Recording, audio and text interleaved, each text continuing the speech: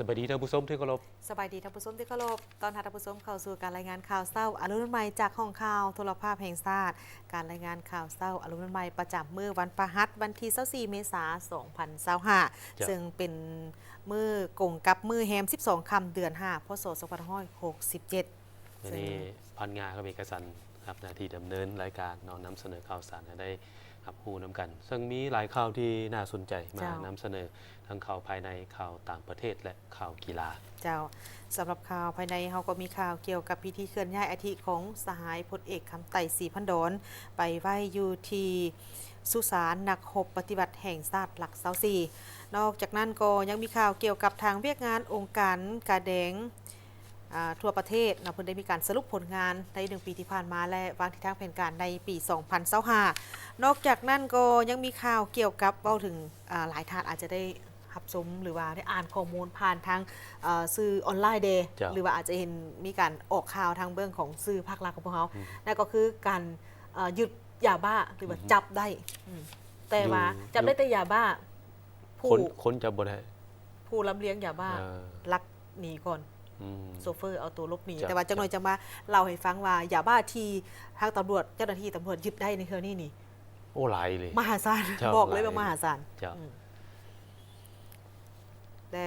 พร้อมเดียวกันนี้ก็ยังมีข่าวต่างๆที่เกิดขึ้นอยู่ภายในข่าวต่างประเทศและข่าวกีฬามานำเสนอเช่นเคยท่านผู้ชมที่เคารพในข่าวเศร้าของมื้อนี้เริ่มต้นด้วยข่าวพระทานทองลุ้นศรีสุริตประธานประเทศแห่งสาธารณรัฐประชาธิปไตยปาตสุลาวได้ต้อนรับการเข้าเยี่ยมคำนับของพระคณิษฐาธิราชเจ้ากรมสมเด็จพระเทพรัตนราชสุดาสยามบรมราชกุมารีแห่งราชอาณาจักรไทยในโอกาสที่เดินทางมาเยี่ยมยามสาธารณรัฐประชาธิปไตยปาตสุลาวนับแต่วันที่21ถึงวันที่24เมษายน2025โอกาสนี้พันธานทองลุ้นศรีสุริตได้แสดงความยินดีต้อนรับอันอบอุ่นและตีราคาสูงต่อการเสด็จมาเยี่ยมยามสาธารณรัฐประชาธิปไตยประชาชนลาวของกลุ่มสมเด็จพระเทพในแต่ละครั้งรวมทั้งในครั้งนี้มันมีความหมายความสำคัญที่สุดเพราะเป็นการประกอบส่วนอันสำคัญเขาได้การส่งเสริมมิตรภาพและการร่วมมืออันดีงามระหว่างสองประเทศและประชาชนสองชาติลาวไทยให้นับมือนับแน่นแฟ้นทั้งเป็นการเยี่ยมยามที่มีความหมายความสำคัญทางประวัติศาสตร์แห่งการพัวพันระหว่างสองประเทศพอเป็นปีครบรอบ75ปีแห่งการสร้างตั้งสายพัวพันการทูตของสองประเทศลาวไทยและยังเป็นปีมหามงคลวันคล้ายวันพราสะสมภพของกรมสมเด็จพระเทพครบรอบ70พรรษาที่หาก่อผ่านพ้นไปเมื่อบ่ดลมานี้ซึ่งพระทานทองลุ้นศรีสุเดชได้ถือโอกาสนี้ถวายพระพรไซยะมงคลวันคล้ายวันพราสะสมภพแด่กรมสมเด็จพระเทพพร้อมนี้พระทานทองลุ้นศรีสุเดชยังได้ฝากความยินยามถามข่าวถึงพระบาทสมเด็จพระวชิรเกล้าเจ้าอยู่หัวพระราชินีและพระบรมวงศานุวงศ์ทุกพระองค์พร้อมทั้งทรงคำเสื้อเสริญพระบาทสมเด็จพระวชิรเกล้าเจ้าอยู่หัวและพระราชินีเสด็จเป็นประธานร่วมในพิธีเปิดนำไส้ขวบมิตรภาพลาวไทยแห่งที่5บริคำไซบึงการในท้ายปีนี้และถือโอกาสเสด็จเยี่ยมยามทางรัฐกิจที่สาธารณรัฐประชาธิปไตยประชาชนลาวเพื่อเป็นสิริมงคลให้แก่การพัวพันและการร่วมมือระหว่างสาธารณรัฐประชาธิปไตยประชาชนลาวและราชอาณาจักรไทยทั้งเป็นการเฉลิมฉลองการสร้างตั้งสายพัวพันการทูตระหว่างสองประเทศครบรอบ75ปีในปี2025ในโอกาสดังกล่าวพระทานทองลุ้นศรีสุเดชได้ต่างหน้าให้รัฐบาลก็คือประชาชนลาวแสดงความขอบใจเป็นอย่างยิ่งที่พระบาทสมเด็จพระวชิรเกล้าเจ้าอยู่หัวรวมทั้งกรมสมเด็จพระเทพนายกรัฐมนตรีและการนำทานอื่นๆที่ได้ทรงสารแสดงความเศร้าสลดใจต่อการจากไปอย่างบ่มีวันกลับคืนมาของพระทานพลเอกคำไต่ศรีพันดอนอดีตประธานคณะบริหารงานศูนย์กลางพรรคประชาชนปฏิวัติลาวอดีตประธานประเทศแห่งสาธารณรัฐประชาธิปไตยประชาชนลาวพร้อมทางได้ทรงผู้ต่างหน้ารัฐบาลแห่งราชอาณาจักรไทยมาไว้อาลัยและร่วมพิธีชาปนกิจนอกนี้ยังได้แสดงความเห็นใจต่อเหตุการณ์แผ่นดินไหวอยู่ราชอาณาจักรไทยในวันที่28มีนาคม2025ที่ผ่านมาซึ่งได้เห็นให้มีผู้ได้รับบาดเจ็บและเสียชีวิตสูญหายและทรัพย์สินของประชาชนและพื้นฐานโครงลางจำนวนหนึ่งได้รับความเสียหาย พันธทานประธานประเทศแห่งสาธารณรัฐประชาธิปไตยประชาชนลาวได้ตีราคาสูงต่อการพัวพันและการร่วมมือลาวไทยที่ได้มีการพันขยายและเติบใหญ่ขยายตัวตลอดระยะ75 ปีที่ผ่านมาซึ่งความเอาทุกของเขตเวียกงานผ่านกลไกการร่วมมือต่างๆนับตั้งแต่ขั้นศูนย์กลางฮอดขั้นท้องถิ่นพร้อมทั้งได้ต่างหน้าให้รัฐบาลและประชาชนลาวก็คือในน้ำส่วนตัวแสดงความขอบใจอย่างสูงต่อบรรดาโครงการอันเนื่องมาจากพระราชดำริของบรรดาพระบรมวงศานุวงศ์แห่งราชอาณาจักรไทยทุกพระองค์โดยเฉพาะเมนโครงการของกรมสมเด็จพระเทพที่ถือว่าเป็นการร่วมมือที่มีประโยชน์สูงสุดนำเอาผลประโยชน์และบทเรียนผลสำเร็จตัวจริงในการพัฒนาให้แก่สาธารณรัฐประชาธิปไตยประชาชนลาวเป็นต้นแม่นการพัฒนาทางด้านกสิกรรมการศึกษาสาธารณสุขสิ่งแวดล้อมพื้นฐานโครงสร้างอื่นๆเทคโนโลยีเป็นต้นในโอกาสเดียวกันนี้กรมสมเด็จพระเทพได้แสดงความปิติยินดีต่อการต้อนรับอันอบอุ่นในครั้งนี้และรู้สึกดีใจเป็นอย่างยิ่งที่ได้เสด็จมาเยี่ยมยามสาธารณรัฐประชาธิปไตยประชาชนลาวอีกครั้งพร้อมทั้งได้แสดงความสมเสยที่เห็นว่าสาธารณรัฐประชาธิปไตยประชาชนลาวได้รับการพัฒนาอย่างต่อเนื่องแสดงความเห็นดีเป็นเอกภาพต่อการตีราคาการพัวพันร่วมมือระหว่างลาวไทยของพันธทานประธานประเทศทองลุ้นศรีสุฤทธิ์และยังแสดงความหมายมั่นว่าจะสืบต่อให้การสนับสนุนและช่วยเหลือแก่สาธารณรัฐประชาธิปไตยประชาชนลาวเพื่อประกอบส่วนเขาในการหัดแน่นและเสริมขยายสายพัวพันมิตรภาพและการร่วมมือฐานบ้านใกล้เฮือนเคียงที่ดีที่มีมาแต่โดนนานในตอนค่ำของวันเดียวกันที่โรงแรมสุภัตราพันธทานทองลุ้นศรีสุฤทธิ์ประธานประเทศแห่งสาธารณรัฐประชาธิปไตยประชาชนลาวพร้อมด้วยภรรยาและคณะได้จัดพิธีบาสีสู่ขวัญและงานเลี้ยงต้อนรับเป็นเกียรติให้แก่สมเด็จพระกนิษฐาธิราชเจ้ากรมสมเด็จพระเทพรัตนราชสุดาสยามบรมราชกุมารีแห่งราชอาณาจักรไทยพร้อมด้วยคณะด้วยบรรยากาศอันดีแห่งไมตรีจิตมิตรภาพอันอบอุ่น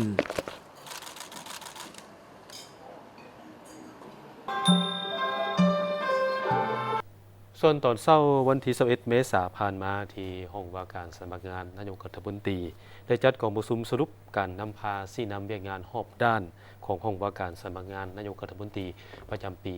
2024 และก็วางทิศทางแผนการชุดซุ่มประจำปี 2025กองประชุมภายใต้การเป็นประธานของท่านบัวคงนามวงศ์รัฐมนตรีหัวหน้าห้องว่าการสำนักงานนายกรัฐมนตรีให้เกียรติเข้าร่วมโอ้ล้มเป็นการให้ทิศชี้นำของท่านสอนไซศรีพันดรนายกรัฐมนตรีมีบรรดาท่านรัฐมนตรีประจำสำนักงานนายกรัฐมนตรีท่านห้องรัฐมนตรีห้องหัวหน้าโครงการบรรดาคณะกรมคณะหอประชุมแห่งชาติพนักงานรัฐกรเข้าร่วมกองประชุมได้รับฟังการรายงานเกี่ยวกับการจัดตั้งปฏิบัติเวียกงานพักพนักงานและเวียกงานวิชาเฉพาะของโครงการสำนักงานนายกรัฐมนตรีประจำปี 2024 และทิศทางแผนการจุดซุ่มประจำปี 2025 โดยได้ยกให้เห็นผลงานอันพ้นเด่นในการปฏิบัติหน้าที่เวียกงานเป็นต้นด้านเวียกงานการเมืองแนวคิดเวียกงานการจัดตั้งพรรคเวียกงานคุ้มครองและก่อสร้างพรรคพนักงานเวียกงานปรับปรุงการจัดตั้งเวียกงานนโยบายเวียกงานองค์การจัดตั้งมหาชนและการจัดตั้งเคลื่อนไหวทางด้านเวียกงานวิชาเฉพาะก็คือเวียกงานเสนาธิการเวียกงานประสานงานและเวียกงานบริการรับใช้เวียกงานกวดกาเวียกงานป้องกันความสงบและเวียกงานสำนักงานตามคำควร 3D เป็นเสนาที่ดีเป็นประสานงานที่ดีและบริการรับใช้ที่ดีติดพันกับการปฏิบัติทิศ3หันคือหันเปลี่ยนจากแนวคิดคองคอยรอท่าแต่คำสั่งไปสู่ความเป็นเจ้าการกว่าเก่าหันจากการเฮ็ดเวียกแบบบ่มีแบบแผนไปสู่การเฮ็ดเวียกที่มีแผนดำเนินงานและแบ่งความรับผิดชอบแบบจะแจ้งและหันจากระบบการเฮ็ดเวียกหลายขั้นหลายคอร์ดไปสู่การตัดขั้นคอร์ดที่บ่จำเป็นออกให้รัดกุมผ่านมาได้ปรับปรุงกลไกวิธีเฮ็ดเวียกให้รัดกุมถูกต้องว่องไวขึ้นตืมสามารถรับประกันการปฏิบัติหน้าที่ตามพระราชบทบาทและขอบเขตสิทธิของตนด้วยความรับผิดชอบสูงสามารถรักษาได้ความสามัคคีภายในความเป็นเอกภาพและมีความสงบการปฏิบัตินโยบายต่อพนักงานบำนาญก็คือพนักงานที่ยังประจำการก็ได้รับการปรับปรุงดีขึ้นพร้อมนั้นได้ยกให้เห็นสาเหตุที่พาให้มีด้านดีจุดอ่อนของโครงข้างบทเรียนที่ถอดถอนได้และทิศทางแผนเวียกจุดสุ่มในต่อหน้ารวมทั้งมาตรการ ในการจัดตั้งปฏิบัติเวียกงานในแต่ละด้านผู้เข้าร่วมได้ประกอบคำเห็นต่อบทสรุปดังกล่าวเพื่อเฮ็ดให้มีเนื้อในครบถ้วนสมบูรณ์ลึกซึ้งแท้ถึงตัวจริงเป็นบอนอิงให้แก่การจัดตั้งปฏิบัติเวียกงานในต่อหน้าพร้อมนี้ของประชุมได้รับฟังการสรุปตีราคาการจัดตั้งปฏิบัติเวียกงานแข่งขันย่องย่อหักษาและพัฒนาประจำปี 2024 และสรุปการจัดตั้งปฏิบัติขบวนการก่อสร้างหน่วยพักปลอดใสเข้มแข็งนักแน่นปี 2024 และแผนการปฏิบัติประจำปี 2025 ขององค์คณะพรรคของว่าการสำนักงานนายกรัฐมนตรีซึ่งได้ยกให้เห็นการปฏิบัติ 3 หน้าที่ต้นต่อไปสู่คุณภาพใหม่โดยการเพิ่มทวีการแข่งขันปฏิบัติคำควร 3D ของห้องว่าการสำนักงานนายกรัฐมนตรีติดพันกับทิศ3 หันให้แข็งแรงและมีคุณภาพสร้างบัตรเลี้ยวใหม่ติดพันกับการเป็นเสนาธิการในการค้นคว้าได้มีการหันเปลี่ยนที่แข็งแรงลึกซึ้งและรอบด้านทางด้านวิชาการกองประชุมมีพิธีมอบรับไปยั่งยืนหน่วยพักปลอดใสเข้มแข็งนักแน่นประจำปี 2024 และสืบต่อเปิดบั้นขบวนการแข่งขันหักษาและพัฒนาของห้องว่าการสำนักงานนายกรัฐมนตรีกองประชุมครั้งนี้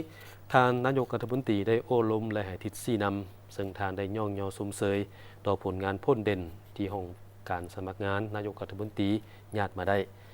สำหรับปี 2025 เป็นปีม้วนท้ายของการจัดตั้งปฏิบัติมติของประชุมใหญ่ครั้งที่ 11 และแผนพัฒนาเศรษฐกิจสังคมแห่งชาติ 5 ปีครั้งที่ 9 สำหรับแผนพัฒนาเศรษฐกิจสังคมแห่งชาติ 2025 เป็นแผนปลุกบืนสู่โซนสุดขีดซึ่งทุกคะแนนการและท้องถิ่นต้องได้เพิ่มทวีความไว้ใจใส่จัดตั้งปฏิบัติหาได้รับผลสำเร็จตามคาดหมายที่วางไว้พร้อมทั้งสุ่มใส่จัดตั้งปฏิบัติ 2 วาระแห่งชาติและมาตรการแก้ไขความยุ่งยากทางด้านเศรษฐกิจการเงินสืบต่อเอาใจใส่แก้เกี่ยมการดำเนินของประชุมใหญ่ 3 ขั้นติดพันกับการปรับปรุงกงจักการจัดตั้งตามมติของคณะบริหารงานศูนย์กลางพรรคและมติของสภาแห่งชาติเพิ่มทวีความสามัคคีภายในจัดตั้งปฏิบัติหน้าที่การเมืองที่ได้รับมอบหมายต้องถือเอาการนำพาการเมืองแนวคิดเป็นปัญหาสำคัญกำแน่นแนวทางนโยบายมติคำสั่งและระเบียบการของพรรคและรัฐวางออกให้ลึกซึ้งการบริหารการจัดการเวียกงานให้มีความว่องไวหันเป็นทันสมัยยกสูงความรู้ความสามารถการเป็นเสนาธิการช่วยนายกของนายกรัฐมนตรีและรัฐบาลในการปฏิบัติเวียกงานโดยเฉพาะการแก้เกี่ยมด้านในของประชุมดังกล่าวกองประชุมรัฐบาลห่างบทปราศัยคนขั้ววิจัยปัญหาสั่งรวมเอกสารต่างๆให้ชัดเจนและว่องไวมาต่อด้วยข่าวพิธีเคลื่อนย้ายอัฐิของสหายพลเอกคำไต่ศรีพันดรอดีตประธานคณะบริหารงานศูนย์กลางพรรคอดีตประธานประเทศแห่งสาธารณรัฐประชาธิปไตยปาตสลาวไปเข้าประดิษฐานไหว้อยู่ที่สุสานนักรบปฏิบัติแห่งชาติหลัก24เมืองเศรษฐดีนครหลวงเวียงจันทน์พิธีเคลื่อนย้ายอัฐิได้มีขึ้นในมื้อวันที่23เมษายน2025โดยมีพระเทลานุเทระมีท่านสนไซศรีพันดรนายกรัฐมนตรีการนำขั้นสูงพรรครัฐอดีตการนำพรรครัฐพร้อมด้วยครอบครัวศรีพันดรและภาคส่วนที่เกี่ยวข้องเข้าร่วมสหายพลเอกจันทร์สมรจัญญราชกรรมการกรมการเมืองศูนย์กลางพรรครองนายกรัฐมนตรีได้ต่างหน้าให้แก่การนำขั้นสูงพรรครัฐครอบครัวศรีพันดรกล่าวสดุดีต่อหน้าอัฐิของสหายพลเอกคำไต่ศรีพันดรว่าผ่านการเคลื่อนไหวปฏิบัติตลอดระยะเวลาเกือบ8 ทศวรรษที่ผ่านมายืนยันอย่างนักแน่นว่าสหายพลเอกคำไต่ศรีพันดรแม่นนักเคลื่อนไหวปฏิวัติที่โดดเด่นเด็ดเดียวเหนียวแน่นของพรรคเฮาซึ่งตลอดระยะแห่งชีวิตการปฏิบัติของเพิ่นย่ำใดก็มีความห่าวหันมีความมุ่งมั่นในอุดมการณ์กำแน่นแนวทางนโยบายของพรรคและมีวิสัยทัศน์อันแหลมคมเพิ่นได้ประกอบส่วนอันใหญ่หลวงเข้าในการจัดตั้งนำพาภารกิจปฏิบัติของพรรคนับตั้งแต่พรรคเฮาได้รับการสร้างตั้งขึ้นให้ขยายตัวเป็นก้าวจนก้าวเข้าสู่ชัยชนะอย่างสมบูรณ์สหายประธานคำไต่ศรีพันดรเป็นนักยุทธศาสตร์ที่มีวิสัยทัศน์อันกว้างไกลทางการเมืองและนักยุทธศาสตร์การทหารที่โดดเด่นเป็นนักบัญชาการกองทัพสู่รบที่เด็ดเดียวเหนียวแน่นทั้งเป็นผู้ศึกษาอบรมก่อสร้างกำลังประกอบอาวุธให้มีความสามารถต้านทานศัตรูผู้หุกหารที่มีกำลังเหนือกว่าเป็นหลายห้อยเท่าให้ปราศัยลง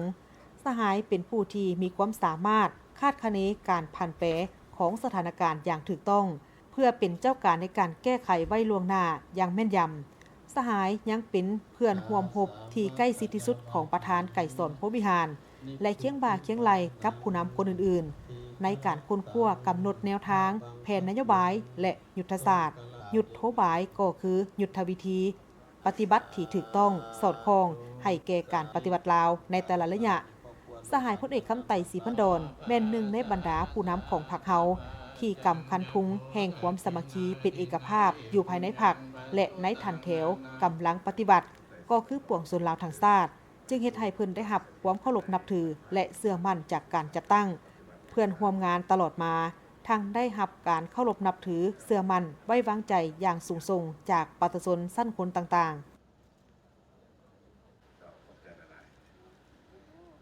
ท่านผู้ชมที่เคารพในระหว่างวันที่22หาวันที่23เมษายน2025ท่านรองรัฐมนตรีรับผิดชอบเรื่องงานอินโดแปซิฟิกกระทรวงการต่างประเทศและการพัฒนาแห่งสหรัฐอาณาจักรอังกฤษและเอียกลั่งเหนือพร้อมด้วยคณะได้เดินทางมาเยี่ยมยามเฮ็ดเวียกอยู่สาธารณรัฐประชาธิปไตยประชาชนลาวการเดินทางมาประเทศลาวของท่านนางแคทเธอรีนเวสต์รองรัฐมนตรีกระทรวงการต่างประเทศอังกฤษในครั้งนี้เป็นขีดหมายสำคัญในการเสริมขยายสายพัวพันธ์และการร่วมมือของสองประเทศให้มีบาทเก้าใหม่ในโอกาสนี้คณะผู้แทนอังกฤษได้เข้าพบปะท่านนางฟองสมุทรอันลาวันรองรัฐมนตรีกระทรวงการต่างประเทศแห่งสาธารณรัฐประชาธิปไตยประชาชนลาวทั้งสองฝ่ายได้ร่วมกันปรึกษาหารือเกี่ยวกับวิธีทางสุขยุ่ส่งเสริมการพัวพันธ์ร่วมมือที่ดีในปัจจุบันให้เข้มแข็งและขยายตัวยิ่งขึ้นในต่อหน้าทั้งในขอบ2ฝ่ายและหลายฝ่ายเคียงคู่กันนั้นได้มีการแลกเปลี่ยนทัศนะต่อสภาพการภาคพื้นและสากลที่พ้นเด่นที่2ฝ่ายมีความสนใจร่วมกันโอกาสนี้คณะผู้แทนอังกฤษได้เข้าร่วมพิธีลงนามบทบันทึกความเข้าใจว่าด้วยโครงการสร้างความเข้มแข็งให้แก่การบริหารการขนส่งภายในตัวเมืองนครหลวงวิจันทร์คณะผู้แทนดังกล่าวได้มีโอกาสไปเยี่ยมยามและพบปะบรรดาองค์การที่ได้รับการสนับสนุนจากรัฐบาลอังกฤษเช่นว่าคณะกรรมการแม่น้ำคองหรือว่า MRC ศูนย์เก็บกู้ระเบิดบ่ทันแตก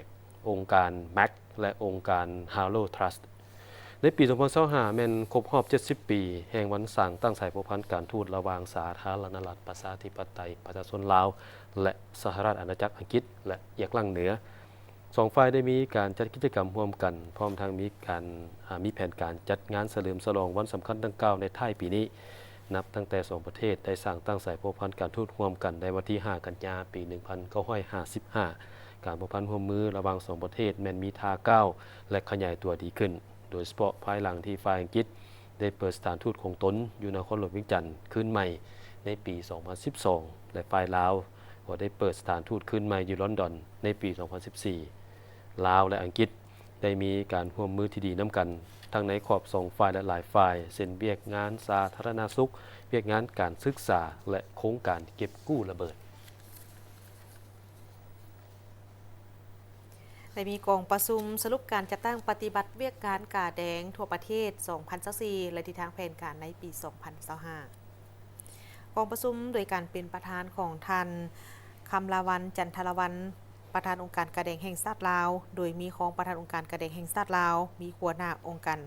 กาแดงแขวงในขอบเขตทั่วประเทศพร้อมด้วยภาคส่วนที่เกี่ยวข้องเข้าร่วมกองประชุมได้มีการสรุปตีราคาคืนถึงหมากผลตัวจริงในการพันขยายและจะตั้งปฏิบัติก้าวหน้าเวียกที่สำคัญก็คือการช่วยเหลือบรรเทาทุกข์การปลุกระดมคนป่วยบริจาคเลือดและการสนองเลือดที่ปลอดภัยการส่งเสริมสุขภาพขั้นพื้นฐานการปฐมพยาบาลการกู้ภัยฉุกเฉินการโฆษณาคนป่วยแรงทึนการสร้างสมาชิกและอาสาสมัครกาแดงการสืบเท้าหาญาติพี่น้องและการพัวพันหัวมือสากลในสาเหตุให้การเคลื่อนไหวเวียกงานช่วยเหลือทางด้านมนุษยธรรมอยู่ประเทศเฮาได้รับการปรับปรุงยกระดับให้สูงขึ้นกว้างขวางและเข้มแข็งพร้อมทั้งมีหมากผลตัวจริงหลายขึ้นกว่าเก่าในระยะ1 ปีที่ผ่านมาองค์การกาแดงแห่งชาติลาวก็สามารถช่วยเหลือประชาชนที่ได้รับผลกระทบจากภัยพิบัติต่างๆได้ทั้งหมดแม่นใน17แขวงและ1นครหลวงเวียงจันทน์ได้จำนวน 18,034 ครอบครัว86โรงงาน 17,965 คนหญิง 55,678 คนรวมมูลค่าแม่น32.800 ล้านกว่ากีบในเวการของการปลุกระดมการคนป่วยบริจาคเลือดและการสนองเลือดที่ปลอดภัยแม่นได้สุ่มใส่การปลุกระดมและจัดหาผู้บริจาคเลือดซึ่งเห็นได้ว่าการบริจาคเลือดนี้แม่นได้รับผลดีสำหรับการจัด กิจกรรมของการรับบริจาคเลือดแบบเปิดกว้างร่วมกับทางบรรดาการจัดตั้งต่างๆและกิจกรรมการบริจาคเลือดในวันสำคัญต่างๆของชาติซึ่งในปี 2024 นี้แผนการทั่วประเทศแม่นต้องได้บรรลุได้รับการบริจาคเลือดให้ได้จำนวน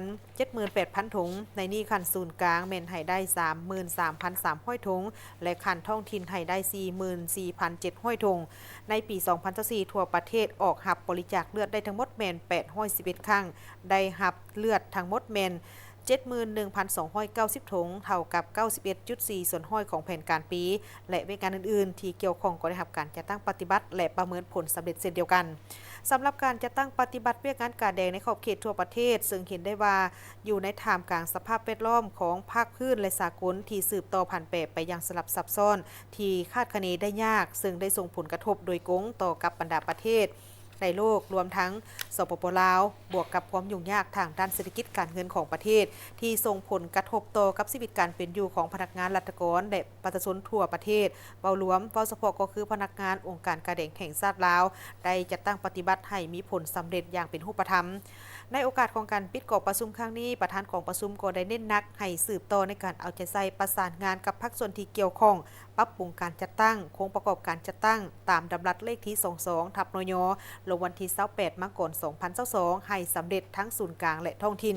สร้างอาสาสมัครกาแดงให้ได้หลายโดยเฉพาะกเมนอยู่ในขั้นท้องถิ่นชุมชนต่างๆให้มีความตื่นตัวสมัครใจเข้าร่วมเป็นกำลังแรงในกระบวนการเคลื่อนไหวเวียกงานมนุษยธรรมขององค์การกาแดงเอาใจใส่การปฏิบัติเวียกงานวิสาเฉพาะที่อยู่ในก้าวหน้าเวียกขององค์การกาแดงเป็นต้นกเมนปรับปรุงกงจักการประสานงานภายในระหว่างศูนย์กลางและท้องถิ่นให้มีความเข้มแข็งเป็นระบบเสื่อมจอดกลมเกลียวและมีความคล่องตัวและว่องไวหัดแน่นความสามัคคีกันเพื่อเป็นการเพิ่มทวีการมีส่วนร่วมของสังคมให้กว้างขวางเพื่อเป็นการยกฐานะบทบาทขององค์การกาแดงให้สูงขึ้นต้องได้เอาใจใส่ในการเพิ่มทวีการปลุกระดมคนควยการบริจาคเลือดแบบอาสาสมัครแบบสมัครใจบ่หวังสิ่งตอบแทนและสิ่งอะไรเมนถือว่าเป็นสิ่งที่จำเป็นและเป็นเรื่องงานหนึ่งที่สำคัญที่ขาดบ่ได้อยู่ในสังคมนอกจากนี้ก็ต้องมีการพัวพันร่วมมือกับคู่ร่วมงานภายในและภายนอกองค์การจัดตั้งสากลองค์การกาแดงเพื่อนมิตรขบวนการกาแดงสากลทางเป็นเรื่องงานที่สำคัญที่จะต้องได้มีการเสริมขยายให้กว้างขวางออกมีความนักแน่นบนพื้นฐานแนวทางต่างประเทศของพรรครัฐบาลแห่งสาธารณรัฐประชาธิปไตยประชาชนลาวท่านผู้ชมปีนี้เป็นปีครบรอบ70 ปีแห่งการสร้างตั้งคณะสาวหนุ่มประชาชนปฏิบัติลาวผู้ดีโกงกับ70 ปีมาสร้างตั้งพรรคเนาะต่างเดือนกันน้อยนึง22กับ14 เมษายนแม่นว่า22มีนาคม14 เมษายนฉะนั้นวันนี้ทีมข่าวพวกเขามีนำเสนอเกี่ยวกับประวัติความเป็นมาผลงานการเคลื่อนไหวตลอด7 ทศวรรษของสาวหนุ่มลาวสาวหนุ่มนี่มีบทบาททุกของเขตเวียกงานเนาะต้องมีสาวหนุ่มห่วงนำเป็นกำลังแห่งอีหลีเด้อแม่นแล้วเนาะพวกเขามีนำเสนอติดตามได้งานโฮมชุมนุมเฉลิมฉลอง70 ปีวันสร้างตั้งคณะสาวหนุ่มประชาชนปฏิวัติลาวมีความหมายสำคัญยิ่งเพื่อเป็นการทบทวนคืนผลงานและไสยชนะของการเติบใหญ่ขยายตัวภายใต้โฮมทุงของพรรคประชาชนปฏิวัติลาวซึ่งได้ยกให้เห็นบทบาทการเคลื่อนไหวของคณะสาวหนุ่มตั้งแต่สมัยต่อสู้ปลดปล่อยประวัติศาสตร์จนก้าวเข้าสู่ระยะสร้างสาและพัฒนาประวัติศาสตร์สาวหนุ่มย้ำใดก็เป็นกำลังใหญ่โตมโหฬารย้ำใดก็เป็นแขนขวาของพรรคเป็นแถวหน้าในการประกอบส่วนเข้าในเวียกงานปกปักรักษาและสร้างสาพัฒนาประวัติศาสตร์ผลงานอันนึงที่เป็นโฮปธรรมก็แม่นเป็นกำลังสำคัญต้นต่อของพรรคแล้วก็เป็นกำลังประจันบานแล้วก็เป็นผู้เฮ็ดหน้าที่เสียสละเลือดเนื้อเพื่อปกปักรักษาเอกราชอธิปไตยและพื้นแผ่นดินอันแสนรักของตนในนั้นแสดงออกโดยรูปธรรมอันที่1แม่นเป็นกำลังสำคัญประจันบานสามารถเอาชนะจักรพรรดิลาเมืองขึ้นแบบเก่าอันที่2ซึ่งเป็นผลงานอันพ้นเด่นในระยะ70 ปีก็แม่นเป็นกำลังต้นต่อของพรรคเอาชนะจักรพรรดิในระยะที่พวกเราเหตุการณ์ปฏิวัตินั้นสาวหนุ่มในรุ่นก่อนที่เป็นอดีตการนำพวกเพิ่นก็ได้เสียสละพร้อมกับสาวหนุ่มหลายๆท่านที่ได้สู่ชนญาติเอาชัยชนะเสียทั้งเลือดเนื้อทั้งชีวิตเพื่อเฮ็ดให้พวกเขามีมื้อนี้เจ้าฉะนั้นพวกเขาพร้อมกันสาวหนุ่มยุคใหม่นี่ ต้องได้จดจำเนาะวีรกรรมอันล้ำเลิศนั้นและก็บุญคุณของบรรดาสหายที่ได้เสียสละเพื่อพวกเขาสามารถสืบต่อยอดภารกิจต่างๆในมือนี้ได้ก็ย้อนพวกเพิ่นฉะนั้นยามใดสาวหนุ่มก็ต้องสะดุ้งไว้คือสายเลขาธิการใหญ่มีคำเห็นต่อกับสภาพการต่างๆที่เปลี่ยนไปอยู่ตลอดเวลานั้นสาวหนุ่มแฮงจะต้องเป็นผู้ที่ยามใดก็ตื่นโตในการเรียนรู้เอาสิ่งใหม่ๆเอาสิ่งที่มีประโยชน์แต่ก็เคียงคู่กับความเป็นลาวต้องมีความอุ่นเย็นทุนเทียงเนาะแล้วก็เชื่อมั่นในการนำพาของพรรคและเป็นยามใดก็ต้องเตรียมพร้อมที่จะประจันบานกับทุกสถานการณ์ที่พวกเขาจะตามมอยของคันทุนของพรรคนั้น และวีรกรรมปฏิวัติของชาวนุ่ม ตลอดระยะ70 ปีภายใต้โฮมโพกของพรรคสาวหนุ่มประชาชนปฏิวัติลาวได้ประกอบส่วนอย่างห่าวหันเข้าในเวียกงานโดยมีผลงานพ้นเด่นหลายด้านได้ประกอบส่วนเข้าในเวียกงานรวมเวียกวิสาเฉพาะและตะลุมบอนเป็นกำลังแหงเข้าร่วมอย่างเป็นขบวนฝุดเฟินมีความภาคภูมิใจที่สุดที่ได้รับใช้ใน70 ปีของคณะสาวหนุ่มและอันรวมและแม่นพวกเฮาอนุโฆษณานี้ได้เฮ็ดทุกรูปแบบเพื่อเฮ็ดให้ข้อมูลข่าวสารที่ว่าพวกเฮาโฆษณาในครั้งนี้เฮ็ดให้สาวหนุ่มลาวเฮาทั่วประเทศได้กับพวกที่อยู่ต่างประเทศได้รับรู้ว่าความเติบใหญ่เข้มแข็งขององค์การจัดตั้งสาวหนุ่มประชาชนปฏิวัติลาวครบรอบ70 ปีนี้มันมีความสำคัญแนวใดต่อกับคำฝากไว้ของทานทองลุนศรีสุฤทธิ์เลขาธิการใหญ่เลขาคณะบริหารงานศูนย์กลางภาคประธานประเทศในมื้อนี้เพิ่นฝากไว้3ข้อเนาะอันที่1เว้าเรื่องการเรียนรู้อันที่2เป็นการเข้าถึงอันที่3สร้างคิดความสามารถฉะนั้นพวกเฮาสาวหนุ่มรุ่นสืบทอดในอนาคตพวกเฮาจะต้องได้เข้าถึงการเรียนรู้การศึกษาให้หลายขึ้นเพื่อยกระดับความรู้ความสามารถของตนเองเพื่อพัฒนาตนเองอยู่ในยุควิทยาศาสตร์เทคโนโลยีที่สูงในปัจจุบันนี้มันเรียกร้องให้สาวหนุ่มพวกเฮาต้องได้เรียนรู้และยกระดับและเข้าถึงทุกสาขาอาชีพเพื่อเฮ็ดให้ตัวเองได้มีเวียกเฮ็ดงานทำและก็สร้างเศรษฐกิจครอบครัวของตนเองให้เติบใหญ่เข้มแข็งเทื่อละก้าวเพื่อนำพาเอาประเทศชาติบ้านเมืองนี้หลุดพ้นจากความทุกข์ยากรู้สึกเป็นเกียรติและภาคภูมิใจได้มาร่วมงานโฮมชุมนุมวันสั่งตั้งสาวหนุ่มครบรอบ70 ปีที่ว่าเป็นวันสำคัญของสาวหนุ่มเนาะที่สาวหนุ่มก็ได้ประกอบส่วนในการปลดปล่อยประเทศชาติหรือว่าสร้างสาพัฒนาประเทศชาติโดยเฉพาะเป็นชาวหนุ่มในของเขต12แถลงข่าวว่าทำได้ท่องเที่ยวพวกเขาเนาะก็ได้ประกอบส่วนเป็นทางด้านสาวหนุ่มทางด้านศิลปะวัฒนธรรมในของเขตแถลงข่าวก็ได้เป็นกระบอกเสียงให้แก่เวียกงานของพรรคของรัฐเว้าถึงในยุคปัจจุบันนี้แม่นสาวหนุ่มก็บอกเฮาได้ประกอบส่วนอีหยังแน่เพราะว่าในยุคแห่งเทคโนโลยีที่ทันสมัยในยุคที่พวกเฮาเอิ้นว่าระบบ AI ก็คือปัญญาประดิษฐ์ที่เข้าในวิชาเฉพาะต่างๆหั่นฉะนั้นพวกเฮาจริงปฏิญาณเนาะต่อเอิ้นว่า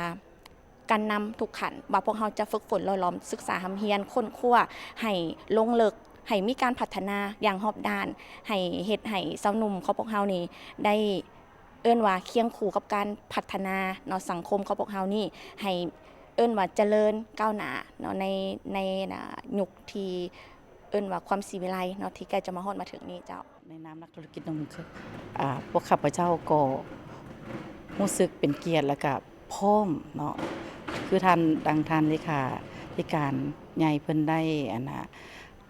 อันโอลุมอยู่ที่กองประชุมหันเนาะก็ได้เว้าถึงเรื่องของว่าสาวหนุ่มหันเป็นดังนกอินทรีเปรียบดังแขนขวาของชาติเนาะดังนั้นข้าพเจ้าในนามนักธุรกิจนมพวกเขาก็ถือได้ว่าเป็นนักรบทางด้านเศรษฐกิจเนาะก็เป็นกำลังแห่งอันหนึ่งของเศรษฐกิจคือกันเนาะข้าพเจ้าก็พวกข้าพเจ้าทั้งหลายก็จะตั้งหน้าสู้ซนบุกบืนฝึกฝนหล่อหลอมตนเองให้กลายเป็นดังคือกันกับคำว่าสาวหนุ่มเฮาหันเป็นดังนั้นแขนขวาของพรรคภูมิใจ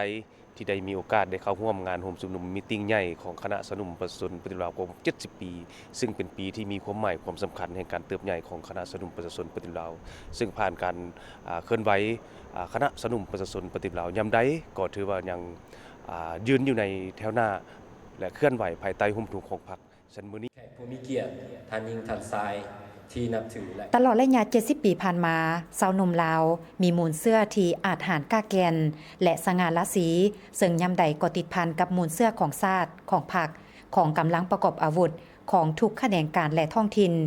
ยามใดสาวหนุ่มก็ต้องได้สะดุ้งไว้ ตื่นตัวในการเรียนรู้เอาสิ่งใหม่ๆ มีความอุ่นเอียนทุนเทียง มีความเกี่ยมพร้อมประจันบานกับทุกสถานการณ์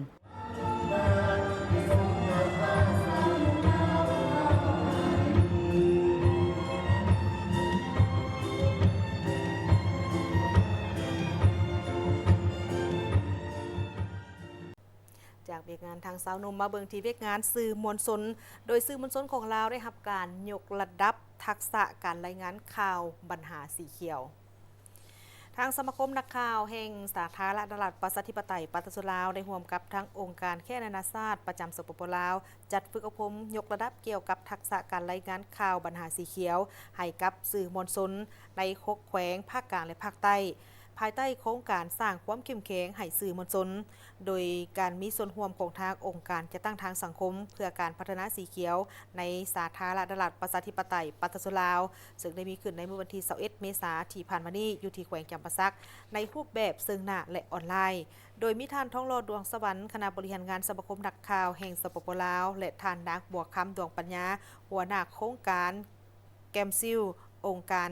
แค่นานาชาติประจำสาธารณรัฐประชาธิปไตยปฏิรูปลาวท่านคำเพชรเทพไกรสอนหัวหน้าแผนกแถลงข่าววัฒนธรรมและท่องเที่ยวแขวงจำปาสักพร้อมด้วยวิทยากรเชี่ยวชาญจากต่างประเทศและศูนย์กลางบรรดาผู้ประสานงานโครงการประจำแขวงและสมณกรเข้าร่วมท่านนางบัวคำดวงปัญญาได้กล่าวว่าโดยจะตั้งปฏิบัติแผนดำเนินงานของโครงการได้สร้างความสามารถให้ผู้ที่เฮ็ดเวียกแถลงข่าวสื่อมวลชนในขอบเขตทั่วประเทศโดยเน้นใส่กันเสริมสร้างทักษะให้แก่บรรดานักข่าวผู้เฮ็ดเวียกงานดังด้านสื่อมวลชนรวมทั้งภาครัฐและสังคมนำใช้เทคโนโลยีใหม่ๆเข้ามาช่วยในการเขียนข่าวผลิตข่าวบทความต่างๆหัวข้อสีเขียวการพัฒนาสีเขียวและยืนยงโดยติดพันกับการรักษาสภาพแวดล้อมการเปลี่ยนแปลงสภาพดินฟ้าอากาศพร้อมทั้งทักษะการเสนอข้อมูลข่าวเกี่ยวกับเนื้อในปัญหาสีเขียวอยู่ในท้องถิ่นของตนให้ได้รับการเผยแพร่อย่างกว้างขวางมีประสิทธิผลเฮ็ดให้สังคมมีความรับรู้มีความเข้าใจมีส่วนร่วมหลายขึ้นให้เคียงคู่อยู่กับการพัฒนาเศรษฐกิจสังคมเป็นมิตรกับสิ่งแวดล้อมแบบยืนยงการฝึกอบรมในครั้งนี้บรรดาผู้เข้าร่วมนั้นก็ได้พร้อมกันรับฟังถึงจากทางคณะประธานเกี่ยวกับความสำคัญของทางโครงการความเข้มแข็งให้แก่สื่อมวลชนโดยมีภาคส่วนโดยการมีส่วนร่วมของทางองค์การจัดตั้งทางสังคมเพื่อเป็นการพัฒนาสีเขียวในสปปลาวพร้อมกันนี้สมณกรก็ยังได้เรียนรู้แลกเปลี่ยนบทเรียนหลายด้านทั้งภาคทฤษฎีและภาคปฏิบัติตัวจริงเป็นต้นก็แม่นเกี่ยวกับมาตรฐานนักข่าวคุณภาพสีเขียวข้อมูลข่าวรวมไปถึงการรายงานข่าวสีเขียวสภาพภูมิอากาศแหล่งข้อมูลการค้นคว้าวิจัยอื่นๆนอกจากนั้นแล้วก็ยังได้มีการค้นคว้ามีการแลกเปลี่ยนทางด้านเวียกงานของการคุ้มครองสื่อมวลชนความปลอดภัยในการใช้สื่อสังคมออนไลน์และการแก้ไขปัญหาสื่อสังคมออนไลน์การนำใช้ปัญญาประดิษฐ์หรือว่า AI เข้าในเวียกงานสื่อบทบาทและความเสมอภาพยิงซ้ายในยุคดิจิตอลจรรยาบรรณของนักข่าวในยุคปัจจุบันการถ่ายภาพตัดต่อวิดีโอรูปภาพข่าวเผยแพร่ในสื่อออนไลน์พอเข้าไปต่อที่เวียกงานการท่องเที่ยวแขวงอัตตปือมีแผนจะพัฒนาทำอนุรักษ์ให้เป็นแหล่งท่องเที่ยวอยู่เมืองซานไซแหล่งท่องเที่ยวทำอนุรักษ์ที่อยู่ในดงสงวนอยู่เมืองซานไซถือเป็นเขตธรรมชาติที่มีความสวยงามและมีความหลากหลายทางด้านชีวพันธุ์พันธุ์ซึ่งเป็นสถานที่ท่องเที่ยวที่น่าสนใจของนักท่องเที่ยวปัจจุบันนี้ก็มีป่ามีหมักไม้มีสัตว์นานาชนิดที่ควรเรียนรู้คือวันที่22 เมษายนผ่านมาคณะรับผิดชอบคันแขวงและคันเมืองซานไซสมทบกับบริษัทผู้พัฒนาอนุรักษ์ป่าไม้แห่งนี้ภายใต้การนำพาของท่านพลโทวันทองของมณีเจ้าแขวงอัตตปือได้ลงเกินไปสำรวจตัวจริงเพื่อศึกษาความเป็นไปได้ในการพัฒนาให้เป็นแหล่งท่องเที่ยวปัจจุบันดงสงวนแหล่งท่องเที่ยวแห่งนี้แม้นได้ถูกพัฒนาและอนุรักษ์ให้เป็นแหล่งท่องเที่ยวทางธรรมชาติและประวัติศาสตร์โดยแม่บริษัทคูนทรัพย์เจริญก่อสร้างซ่อมแปลงหัวทางและชลประทานจำกัดผู้เดียวได้เริ่มลงมือในการสำรวจและบุกเบิกเส้นทางเข้าสู่สถานที่พัฒนาแหล่งท่องเที่ยวดังกล่าวโดยพื้นฐานเพื่ พื่อสร้างเงื่อนไขในการเกินไหวสำรวจในครั้งนี้ให้สะดวกสบายและได้เริ่มพัฒนาอนุรักษ์แหล่งท่องเที่ยวปิ่นอ้อมสำเร็จโดยพื้นฐานอีกจำนวนหนึ่งแหล่งท่องเที่ยวทำอนุรักษ์ในดงสงวนอยู่เมืองซันไซโดยอิงตามการให้สัมภาษณ์ของท่านพิมษาคำมณีวงศ์คณะเลขาพักหักทานห้องนายบ้านดากเฮียดได้เห็นหูว่าถ้ำอนุรักษ์แห่งนี้แมนอยู่ในเขตดงสงวนผู้แดงห่างจากเส้นทางโฮจิมินห์ 1.1 กิโลเมตรมีสื่ออื่นดั้งเดิมแมนถ้ำห้วยปู่ผู้แดงอยู่จุดเดียวกันกับซากรถถังสมัยสงครามสำหรับการลงเคลื่อนไหวสำรวจถ้ำอนุรักษ์แมนเห็นได้เป็นสถานที่ท่องเที่ยวที่สวยงามและอัศจรรย์ใจเป็นสถานที่ท่องเที่ยวที่มีการสร้างธรรมชาติที่สวยงามและมีบรรยากาศสงบเหมาะสมกับการพักผ่อนและก็สัมผัสกับความงามของธรรมชาติภายในถ้ำนี่มีหินงอกเลยแล้วก็หินปูนที่เหลื่อมงามเจ้าสร้างความรู้สึกที่น่าตื่นเต้นประทับใจนอกจากนี้ยังมีการท่องเที่ยวถ้ำและการศึกษาธรรมชาติไปพร้อมต่อกับการสำรวจแหล่งท่องเที่ยวในครั้งนี้ทางเจ้าแขวงกัตปือก็ได้ให้การชี้นำในหลายอย่างที่น่าสนใจเพื่อให้ภาครัฐและบริษัทผู้พัฒนาอยู่ในเขตดังกล่าวให้นักท่องเที่ยวได้เดินทางย่างป่าให้มีความปลอดภัยและสะดวกแก่ผู้เดินทางเช่นว่าเส้นทางย่างป่าศึกษาธรรมชาติจัดตั้งกิจกรรมอนุรักษ์ธรรมชาติเช่นว่าการปลูกต้นไม้ทำความสะอาดป่าไม้และเวงานอื่นๆสนองข้อมูลการท่องเที่ยวสร้างจุดข้อมูลข่าวสารเพื่อศึกษา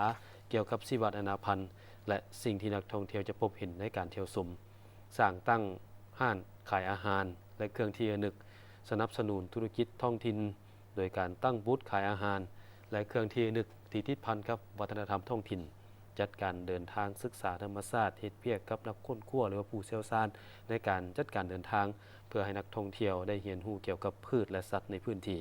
นักท่องเที่ยวผู้ให้บริการนักสำรวจนักพัฒนาและนักเรียนรู้ต้องได้คำนึงถึงการร่วมมือร่วมใจกันต่อกับการสนับสนุนความพยายามในการอนุรักษ์การส่งเสริมการท่องเที่ยวที่เป็นมิตรต่อสิ่งแวดล้อมให้ยืนยงและก็ประกอบส่วนเข้าในการอนุรักษ์ธรรมชาติให้ได้ระยะยาวเห็นได้แบบนี้นี่เหมือนกับต่างประเทศเลยแม่นล่ะคือทีมข่าวพวกเขาเคยไปประเทศใกล้เคียงคือประเทศจีนป่าไม้อุดมสมบูรณ์หลายเนาะเพิ่นมีลักษณะแบบที่ทางเจ้าแขวงแนะนำนี่แหละอนุรักษ์เพื่ออย่างเพื่อความยืนยงและก็ต้องมีการมีส่วนร่วมของทุกภาคส่วนในสังคมเนาะอันนี้เป็นการลงไปสำรวจข้อมูลในเบื้องต้นแต่ก็คาดว่าคันถามว่าผ่านการสำรวจในเทอนี้ไปแล้วถ้าว่าเพิ่นจะเริ่มจะตั้งปฏิบัติเกี่ยวกับถ้ำอนุรักษ์เนาะซื้อถ้ำอนุรักษ์เนาะอยู่ในดงสงวนนี่คาดว่าถ้าว่ามันสามารถพัฒนาเป็นบนท่องเที่ยวได้ก็เชื่อได้ว่าจะมีนักท่องเที่ยวนี่มานับมือหลายขึ้นแหละหลายคนเป็นต้นเป็นผู้ที่อยู่ในเมืองเอกสารผู้ที่อยู่ในเมืองในโน้นอยากจะสัมพันธ์กับธรรมชาติต่างประเทศก็มักหลายการท่องเที่ยวแบบนี้นะโดยเฉพาะผู้ที่มักแอดเวนเจอร์แบบประจนภัยนิดนึงสินะเดินป่าย่างป่ามันได้อากาศที่สดชื่นมันได้อย่างหลายๆอย่างนะอยู่ในหันนะแล้วเพิ่นก็สิถ่ายวิดีโอถ่ายรูปสวยโฆษณาไปนำเลยเป็นการโฆษณาไปในตัวคือดังภาพที่ท่านเห็นแล้วมันมีหินงอกหินย่อยอยู่ในถ้ำนี่ในนอนเวลาที่เฮาไปเบิ่งแบบนี้แล้วเนาะก็อยากเฮียห้องตื่มเวลาเฮาไปเบิ่งหินงอกหินย่อยนี่หลายบอนเพิ่นก็เขียนป้ายติดไว้หรือเพิ่นบ่เขียนป้ายติดไว้ก็ให้เฮาคำนึงถึงว่าเฮาบ่ควรเอามือไปจับไปบ่ายเพราะว่ามือเฮามันจะมีเหือมีอย่างต่างๆพอเฮาไปจับไปบ่ายหลายๆหินงอกหินย่อยมันจะตายได้น่าสนใจหลายผู้ชมมาเบิ่งที่เวียกงานของทางองค์การอาหารโลกเนาะเพิ่นได้มีการสนองอาหารเที่ยงให้แก่นักเรียนเขตทางภาคเหนือของลาวเฮาองค์การอาหารโลกแห่งองค์การสหประชาชาติได้มีการให้การช่วยเหลือปองปลาที่นำเข้ามาจากทางสหพันธ์รัสเซียจำนวน149ต้นให้กับทางกระทรวงศึกษาธิการและกีฬาในมื้อวันที่22เมษายน2025นี้เพื่อนำใส่เข้าในการปรุงแต่งอาหารเที่ยงให้แก่นักเรียนชั้นประถมและเตรียมประถมจำนวน 50,000 คนใน13เมืองทางภาคเหนือของสาธารณรัฐประชาธิปไตยประชาชนลาวซึ่งเป็นส่วนหนึ่งของแผนงานส่งเสริมอาหารเที่ยงในโรงเรียนโดยได้มีพิธีมอบรับการช่วยเหลือดังกล่าวนี้จัดขึ้นในมื้อวันที่22เมษายนนี้ที่นครหลวงเวียงจันทน์ในโอกาสดังกล่าวนี้ท่านพุทธสิมมลวงศ์รัฐมนตรีกระทรวงศึกษาธิการและกีฬาเพิ่นยังได้แสดงความขอบใจต่อทางองค์การอาหารโลกที่ได้ให้การช่วยเหลือในครั้งนี้ซึ่งปองป้าที่ได้รับในครั้งนี้ก็จะนำไปมอบให้กับทางน้องๆนักเรียนโรงเรียนเป้าหมายในแขวงหลวงน้ำทาแขวงพงศาลีและแขวงหลวงพระบาง นับตั้งแต่ปี 2018 เป็นต้นมาสหพันธ์รัสเซียก็ได้ร่วมมือกับทางองค์การอาหารโลกเพื่อสนับสนุนความพยายามของรัฐบาลลาวในการสร้างความเข้มแข็งให้กับชุมชนและแผนงานส่งเสริมอาหารเที่ยงในโรงเรียนการช่วยเหลือในครั้งนี้เป็นส่วนหนึ่งของคำมั่นสัญญาอันใหญ่หลวงของสหพันธ์รัสเซียแนใส่ในการสร้างความมั่นคงทางด้านเสบียงอาหารและปรับปรุงชีวิตการเป็นอยู่ของเด็กน้อยในลาวโดยมีมูลค่าทั้งหมดแม่น$2 ล้านในโอกาสดังกล่าวนี้ท่านวลาดิเมียร์กาลินอินเอกอัครราชทูตแห่งสหพันธ์รัสเซียประจำลาวท่านก็ได้กล่าวว่าสหพันธ์รัสเซียได้ให้ความสำคัญต่อกับการให้การช่วยเหลือทางด้านเศรษฐกิจมนุษยธรรมและสังคมแก่สาธารณรัฐประชาธิปไตยประชาชนลาวเป็นพันธมิตรที่ไว้เนื้อเชื่อใจและเพื่อนสนิทของพวกเขามาเป็นเวลา65 ปีพวกเขาเชื่อมั่นว่าการช่วยเหลือทางด้านเสบียงอาหารเป็นการช่วยเหลือให้แก่เด็กนักเรียนในสาธารณรัฐประชาธิปไตยประชาชนลาวได้เข้าถึงอาหารที่มีโภชนาการในแต่ละวัน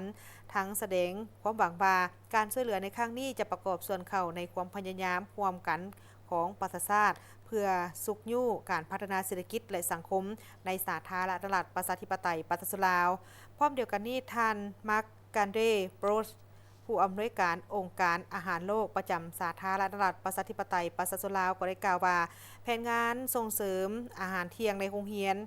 ได้กลายเป็นเครื่องมือในการปรับปรุงการเข้าโรงเรียนรวมไปถึงผลของการเรียนหลายกว่า2 ทศวรรษโดยรับประกันว่านักเรียนได้รับอาหารที่มีโภชนาการอย่างน้อยคาบหนึ่งในแต่ละมื้อเข้าเรียนในขณะเดียวกันพวกเขาก็กำลังสุ่มใส่ระบบตองโซอาหารผ่านการสนองอาหารท้องถิ่นที่ให้แก่โรงเรียนนี้โดยเฉพาะก็แม่นเรื่องของอาหารเที่ยงและอื่นๆอีก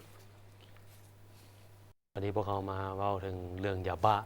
ซึ่งเอ่ยพันงาได้เอ่ยไว้ในตอนต้นรายการแล้วว่าเห็นหัวข้อข่าวพาดมาปุ๊บรู้สึกว่ามันหดหูอีหลีว่าเรื่องหดหูเป็นอย่างจึงใช้คำว่าหดหูเพราะว่าอย่างถึงเป็นว่าเขาจะพยายามปราบปรามปัญหายาเสพติดเนาะปราบปรามการค้าขายยาเสพติดนี่บ่เฉพาะตั้งแต่ประเทศลาวในทั่วโลกเลยแต่ก็ยังเห็นว่านับเพิ่มขึ้นได้ยังมีเรื่อยๆยังมีเรื่อยๆแต่ว่าตัวเลขที่เพิ่นงาว่าตอนต้นแล้วมันหลายอีหลีเนาะหลายแบบเห็นแล้วก็ตกใจค่ะว่าตื่นขึ้นหลายแท้เพราะว่าเบิ่งจากภาพไส้รถคือว่าเป็นรถแก้หินแต่ว่าเป็นแกยาบ้าโอ้โหผ่านมาเห็นแต่รถกระบะหรือว่าเอาไว้กล้องรถบรรทุกมันยังบ่หลายเท่ากับเอาใส่หรือว่าใส่รถตู้บ่แต่อันนี้เบิ่งแล้วโอ้โหหลายตกใจเลยเจ้าน้ำหนักนี่เกือบ2 ต้นกว่าว่าที่ซะ2 ต้นกว่าเจ้าอันนี้อยู่แขวงบ่อแก้วนะแขวงบ่อแก้วแต่ว่าก็แสดงความสมเสยได้แขวงบ่อแก้วแสดงความสมเสยกับทางเจ้าหน้าที่ที่เพิ่นกวดการเข้มงวดเจ้ามาติดตามกันเนาะคือเจ้าหน้าที่ตำรวจกองบัญชาการปกส.แขวงบ่อแก้วเข้ากวดรถบรรทุกขับขี่หนีด่านกวดกาได้นี่เพิ่นสิกวดแล้วเพิ่นให้กวดขี่หนีแล้วต้องหนีก่อนหนีไว้ก่อนเจ้าพบว่ารถบรรทุกดังกล่าวนี่ขนยาบ้า2,020 กิโลกรัมหรือประมาณ2 กว่าต้นเบิ่งจากภาพแล้วบอกว่าตกใจเลยบอกไส้รถแกหินขนาดใหญ่พอยกถอกมานี่เจ้าหน้าที่เองก็ยังมองว่าใส่คำว่างงเลยแหละว่ามันเห็นได้จากไหนแม่นคือแรงข่าวปกส.แขวงบ่อแก้วไปฮู้ว่าเหตุนี้เกิดขึ้นวันที่21 เมษายน 2025นี้ได้ใหม่ๆมากๆแม่นล่ะต้นอาทิตย์นี้แหละเนาะเจ้าหน้าที่ตำรวจประจำจุดกวดกานำเกิงเมืองต้นเพิ่งได้เฮ็ดเวียกกวดการถปกติฮอดเวลาประมาณ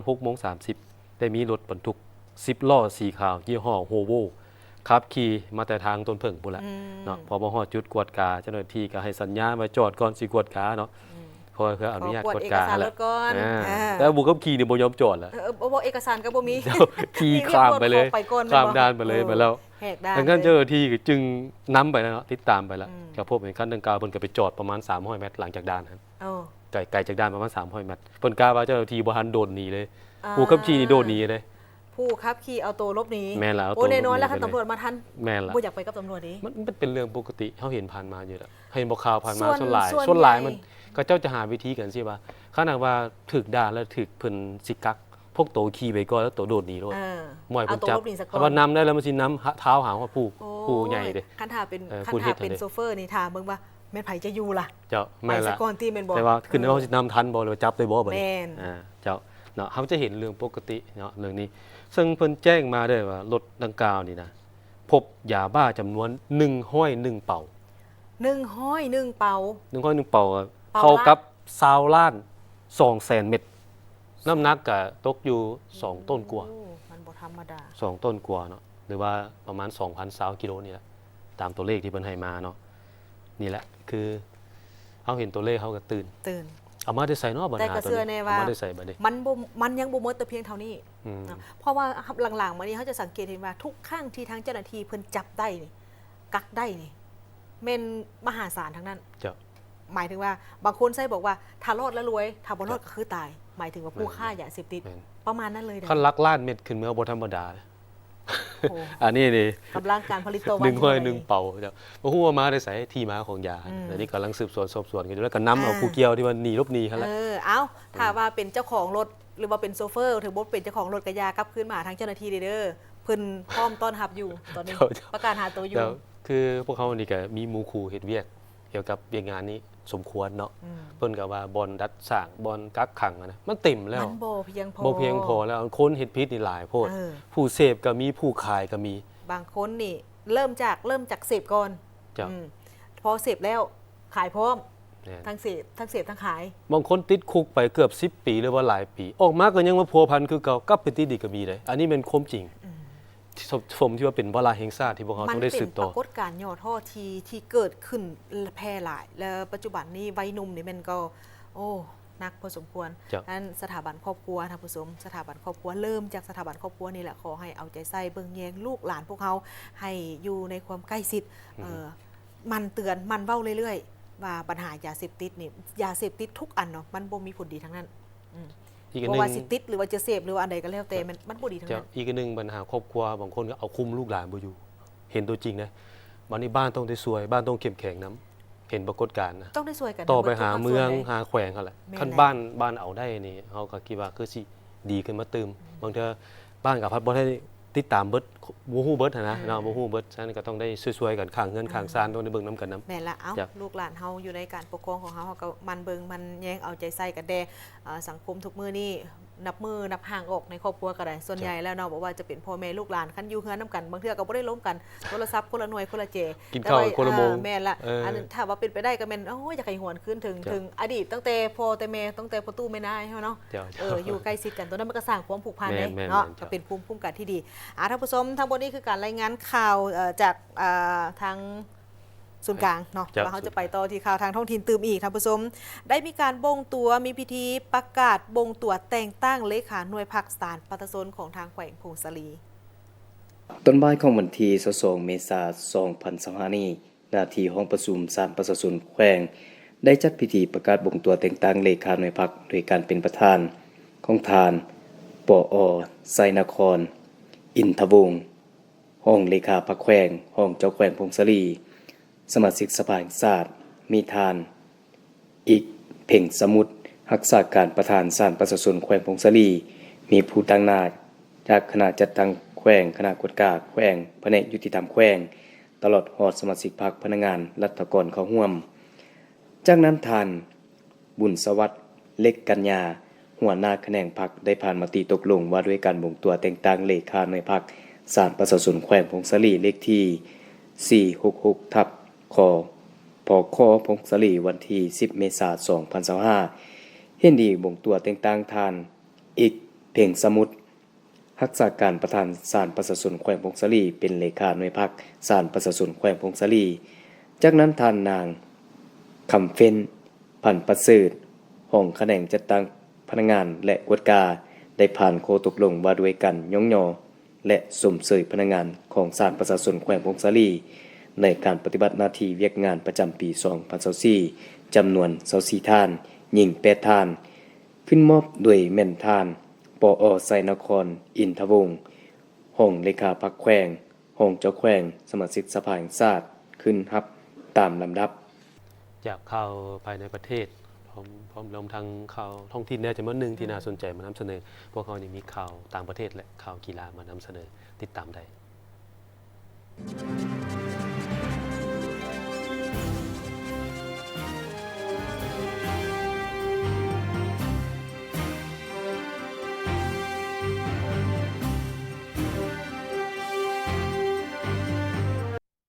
อาชญากรรมยักยอกตัวต้มผ่านระบบออนไลน์กำลังแพร่ลามไปทั่วโลกอิงตามแหล่งข้อมูลจากองค์การสหประชาชาติและองค์การต้านการค้ายาเสพติดและอาชญากรรมข้ามชาติให้ฮู้ว่าปัจจุบันเครือข่ายอาชญากรรมข้ามชาติที่อยู่เบื้องหลังของขบวนการยักยอกตัวต้มผ่านระบบสังคมออนไลน์ที่มีมูลค่าหลายตื้อดอลลาร์สหรัฐURC กำลังเปิดกว้างการเคลื่อนไหวไปทั่วโลกและ